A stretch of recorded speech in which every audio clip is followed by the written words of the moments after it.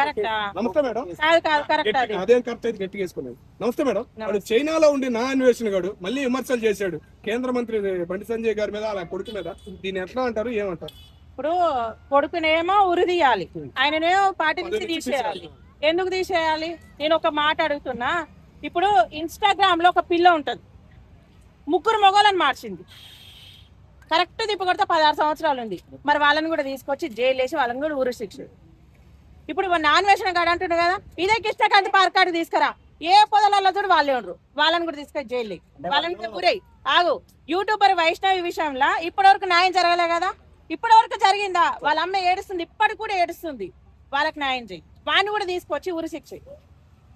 ఇప్పుడు ఎంతో మంది రేపులు చేస్తున్నారు, హత్యలు చేస్తున్నారు, మానభంగాలు చేస్తున్నారు, అవన్నీ కనిపించట్లేదు. బండి సంజయ్ కొడుకు చేసిన ఒక్కటే కనిపిస్తుందా? అంటే చైనాలో అందరూ ఉరి తీస్తున్నారు, ఇక్కడ కూడా ఉరి తీయాలనే లెక్కన మాట్లాడుతున్నాడు. ఇప్పుడు ఆయన చేసిన మరి పనులకు ఎట్లా కాదు, ఇప్పుడు ఆయన మొత్తం వల్ల బండి సంజయ్ కొడుకు, బండి సంజయ్ మాత్రమే కనిపిస్తున్నారు. ఇంకెవరు కనిపించట్లేదా? ఇంకెవరు కనిపించట్లేదు.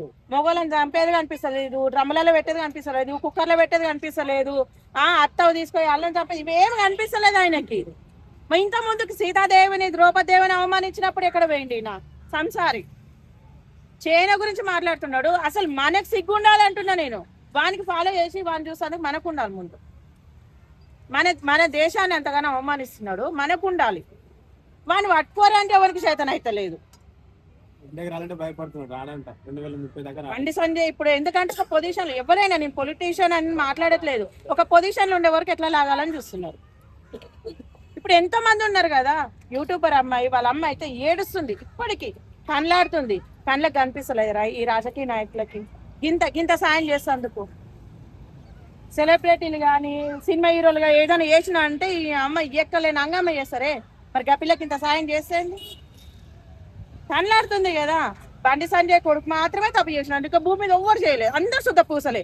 ఈయన కూడా చెప్పిండు కదా, 15 సంవత్సరాల అమ్మాయితో చేసినాడు. మరి ముందు ఇలా కొడుకుని వేయాలి, ముందు పట్టుకొచ్చి ఇలా కొడుకుని వేయాలి. వీడు భారతీయుడే కదా, ఇంకా వీడి మీద చర్యలు ఎందుకని తీసుకోవట్లేదు? మరి నిద్రపోతురో ఏం అదార్థం అవుతలేదు.